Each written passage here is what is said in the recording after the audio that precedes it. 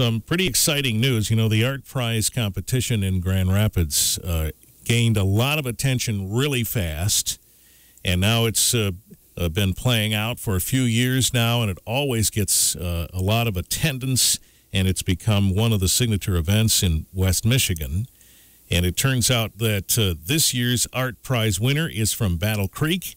He is Richard Schlatter, and his portrait of Abraham Lincoln, made entirely of Lincoln pennies, sure did command attention at Art Prize, and it still does, and he's here to talk about it today. Hi, Richard. Hi, how are you? Great. Thanks for the time today. Man, what an undertaking.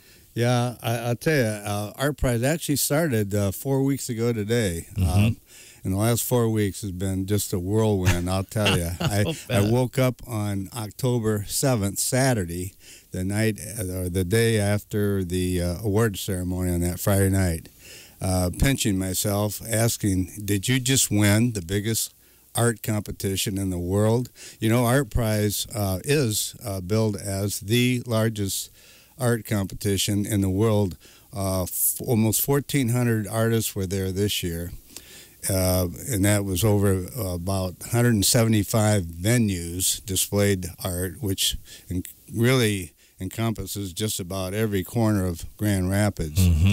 And 47 different countries was represented by artists. So they come from all over the world. And like I said, just to win the grand prize, I had no thought of that. I thought maybe I might have a shot at the 2D category, but to win the whole thing was just surreal. And I want to talk about how you got to that point, but let's talk about the piece first, which, of course, this is a portrait of Abraham Lincoln made entirely of Lincoln pennies. Right. What inspired you here? Well, Lincoln. Yeah. No, but I mean, as far as the actual piece itself, and I've told this story many times, the inspiration came one day as I was laying out a bunch of pennies on the table to, you know, we all have a big coin jar where we have lots of loose change. And so mine was getting pretty full, and I was rolling them up to take to the bank. And I had all the pennies laying there, and being an artist and a designer, most people would probably just see pennies, but I saw an array of colors from real dark ones to shiny new ones and several shades in between, and that got my mind going. I mean, I started playing around right there with a little design on the table and realized that if I did something maybe on a large scale, I could get enough detail. And that's when the idea of, you know, Lincoln, because he's on the face of the Lincoln set. So I thought, how cool would it be to have, you know, thousands of Lincoln portraits creating one giant big one. So how do you decide how large this needs to be? Well, I got a photo online and downloaded it and put it on my computer. I made it 8 inches by 12 inches. Okay. And then I put a grid. Artists will know what I'm talking about, but I gridded it and put like 1 inch grid lines vertically and horizontally. So then I started calculating how big it would have to be to get, you know, the detail. And I laid out some pennies in 1 square foot to see how many pennies were in a square foot.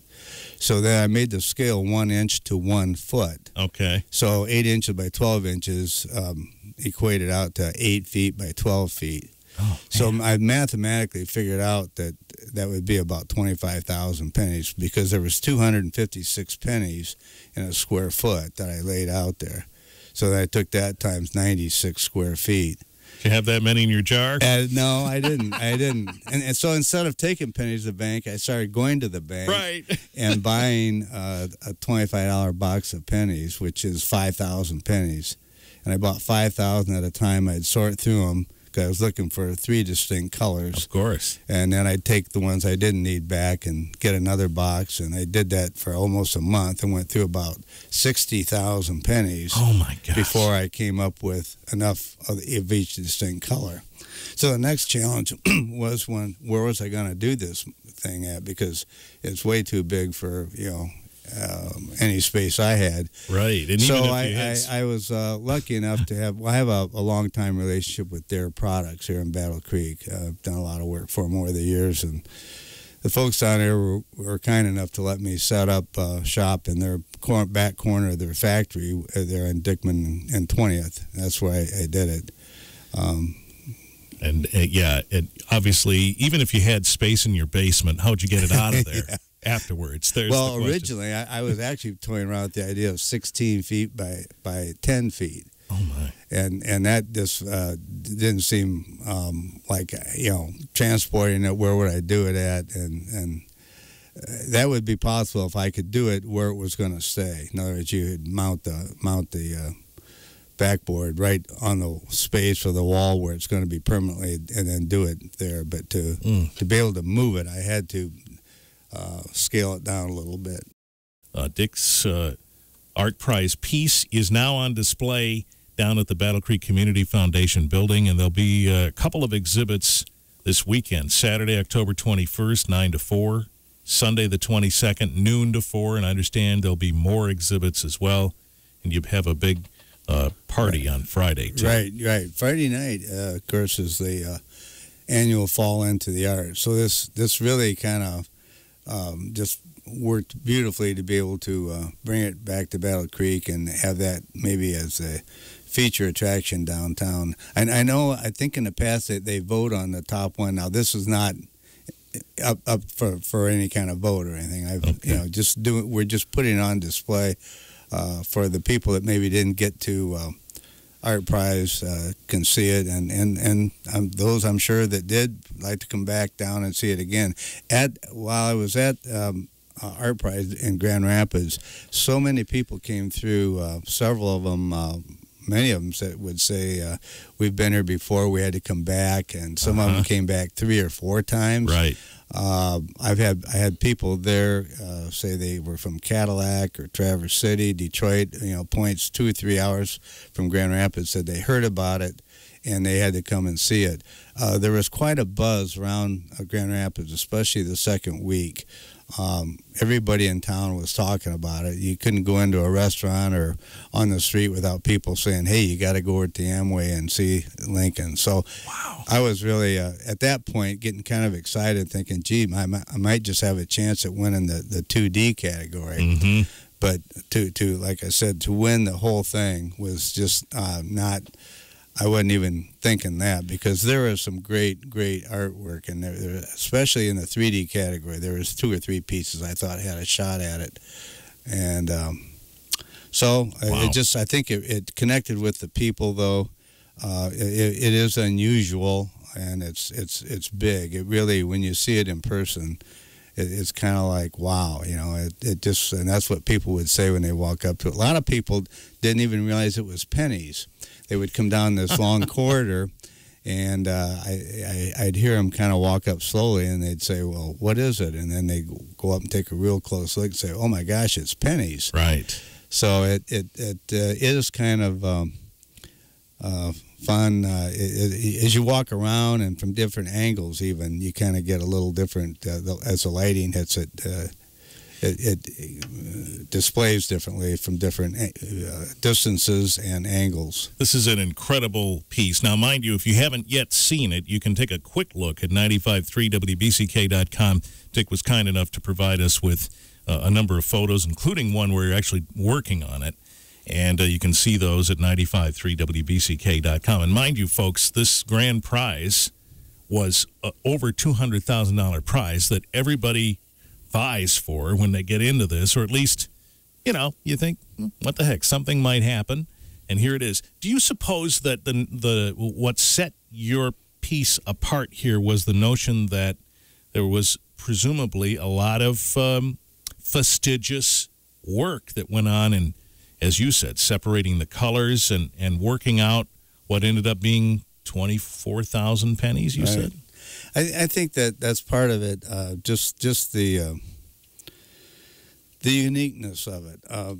There was a lot of great paintings there. I saw several that were, but people have seen lots of paintings and lots of sculptures, and it's just that this was so unique, and a lot of people at the very beginning said, "Oh, you're going to win it," just because of. Oh my! I had one lady came through just hours before the voting ended on Thursday night, and said, "I want to have my picture taken with you in front of this piece because I have predicted the winner the last 3 years." Oh my gosh. And this piece is going to win the grand prize. Did you believe her? Yeah, well, I started to get a little nervous, a little excited, and like, wow, maybe.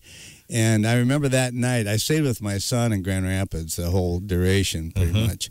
And I remember going home that night after, when the voting, it was all over, basically. And I walked in, he said, "Dad, no matter what happens, we're proud of you, and you've been an inspiration to us and the kids." Wow. So we both sat up that night for a couple hours and talked, and I was again thinking maybe I'll win the 2D, but I thought winning the whole thing would be pretty incredible. Right. And like I said, when I woke up Saturday morning, I had to really kind of pinch myself to see if I was dreaming or what. So how long did it take, Richard, from start to finish? Total time I had on it was 465 hours. Oh my gosh. Now, about 150 of that was actually sorting the pennies and the prep work. And as it turned out, when I started actually working on the board down at Dare Products, putting on the first penny, fell on Lincoln's birthday, which was not planned, but that was on February 12th. And I worked probably 8 to 10 hours a day because I didn't know how long it was going to take me, and I wanted to get it done by May because that's when the Art Prize registration process starts. And that's a pretty intense process in itself.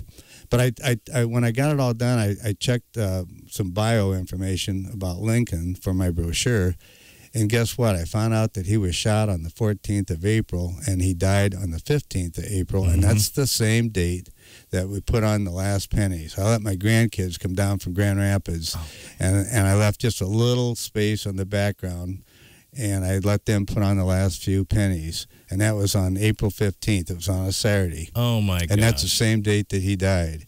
And neither date was planned, but it just kind of, and so that kind of was an indication maybe there's something special about this piece, and it was destined to win. But again, at that time, I wasn't thinking. I was just hoping I could get it in, find a venue because of the size and the nature of having to install it. Do you have any input on that when you submit the work? Do they ask you about where you think it should go?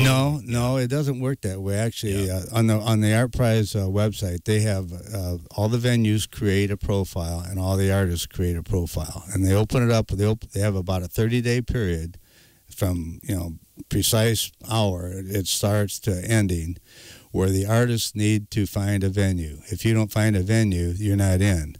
So you reach out to venues. And venues can go through the artist profiles and find pieces that they would like to host, and they might send a request to the artist. So there's a lot of back and forth. I see. And negotiation and so forth. But my piece was so big that it was very limited where I could put it. And I needed a space where I could install it. And it just so happened in the Amway Grand, they have a second floor mezzanine, and there's a railing there that's about 13 to 15 feet high. And the top of the piece, when I set it on the base, lined up perfectly with that railing, and we were able to attach it to that railing with a couple of steel rods. And it was about the only place in Grand Rapids, because I had checked a lot of them, where I felt I could install it.